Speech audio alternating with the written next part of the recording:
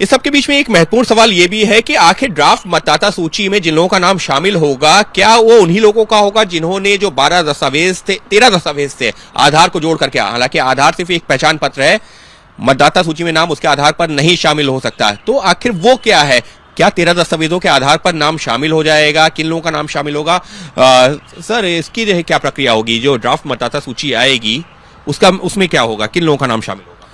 देखिए, जब हम लोगों ने एन्यूमरेशन फॉर्म बांटा था, वो उन्हीं लोगों को बांटा जिनका नाम 27 अक्टूबर 2025 को यूपी की वोटर लिस्ट में था, और इसमें कोई भी दस्तावेज नहीं मांगा गया और ना ही कोई दस्तावेज की आवश्यकता थी। मतलब 13 दस्तावेज जो जिनका जिक्र था, बर्थ सर्टिफिकेट, स्कूल का मार्कशीट या सर्टिफिकेट, या फिर आपका जो है आधार पहचान पत्र के तौर पर कोई दस्तावेज नहीं, कोई भी दस्तावेज की आवश्यकता नहीं थी। केवल हमने एक फोटोग्राफ मांगा था और आधार का नंबर लिखने के लिए एक कॉलम था, वो भी वैकल्पिक ऑप्शनल था। कोई लिखे तो ठीक, नहीं लिखे तो ठीक।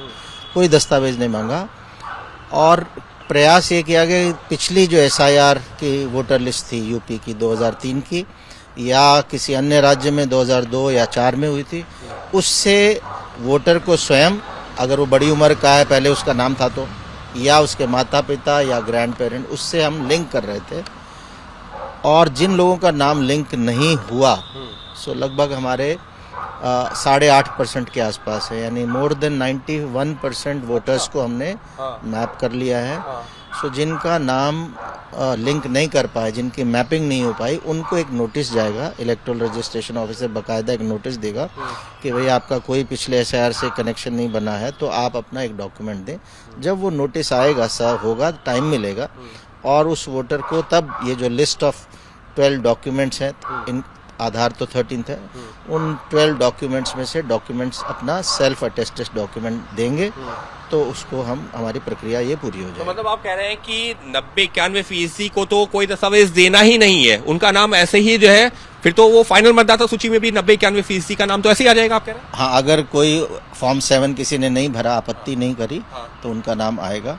सो जिनका मैपिंग नहीं हुई, प्रॉपर मैपिंग नहीं हुई, उनको हम नोटिस देंगे। तो वो करीबन 8-9% लोग हैं जिनका जो है मैपिंग नहीं हो पाया। सो हमारे लगभग 91 पॉइंट से ज़्यादा मैपिंग हो गया, लेकिन कुछ में हमारी लॉजिकल डिस्क्रिपेंसी निकली है।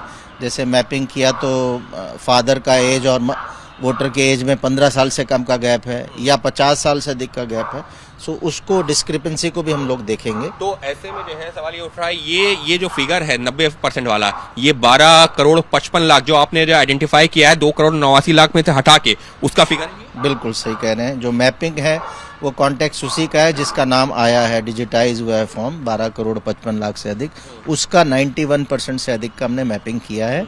सो जो बाकी बचा है अनमैप्ड, वो, और जो मैपिंग में डिस्क्रिपेंसीज आएंगी वो, उनको हम लोग नोटिस देंगे और उनसे डॉक्यूमेंट्स प्राप्त करेंगे। इसका मतलब आसान शब्दों में हम ये कह सकते हैं कि 2 करोड़ 89 लाख लोगों का जो नाम ड्राफ्ट मतदाता सूची से हट रहा है, वो अगर वो फॉर्म भर देते बिना कोई दस्तावेज दिए, तब भी उनका नाम आ जाता, लेकिन वो वहां से फॉर्म भरा ही नहीं गया उनकी तरफ से। बिल्कुल, अगर वो फॉर्म साइन करके देते या उनका फैमिली का वयस्क सदस्य देता, तो उसका नाम ड्राफ्ट में आता। चूंकि उसकी डेथ हो गई, चला गया, या वो बिल्कुल अनट्रेसेबल है, या उसने पता लगा ऑलरेडी 2-3 जगह नाम है, हमें पता लग गया BLO को, उसी वोटर लिस्ट में 2 जगह नाम हो सकता है। सो ये लिखा गया बाकायदा उसके एन्यूमरेशन फॉर्म पे कि डेड और परमानेंटली शिफ्टेड और ऑलरेडी एनरोल्ड, और BLO ने साइन किया और उसको फिर अपलोड किया है। हमारे पास रिकॉर्ड है सबका। साफ तौर पे एक महत्वपूर्ण जानकारी ये भी है कि अभी जो ड्राफ्ट मतदाता सूची में करीबन 12 करोड़ 55 लाख के आसपास मतदाताओं का नाम होगा, वो दस्तावेज अभी देखे ही नहीं गए। वो 12 दस्तावेज 13 दस्तावेजों की तो बात ही नहीं हो रही है। सिर्फ फॉर्म भरना था, एक फोटो देनी थी और साइन करना था, उसके बेसिस पर ही ड्राफ्ट मतदाता सूची में नाम आ रहा है। तो ये जो लगातार हो रहा था ना कि दस्तावेज देने हैं 12-13, वो तो अभी वो प्रक्रिया आई नहीं है। हाँ, अब करीबन 8% ऐसे जो है मतदाताओं का जरूर जो है मैपिंग किया गया है, जिनके कहीं पर भिन्नता पाई गई है, उनसे वो दस्तावेज जरूर मांगे जाएंगे। लेकिन 90% से ज्यादा मामलों में तो उन दस्तावेजों की जरूरत पड़नी ही नहीं है, क्योंकि चुनाव आयोग ने पहले से ही वो की हुई थी तैयारी और उसी अनुसार बढ़ रहा है आगे।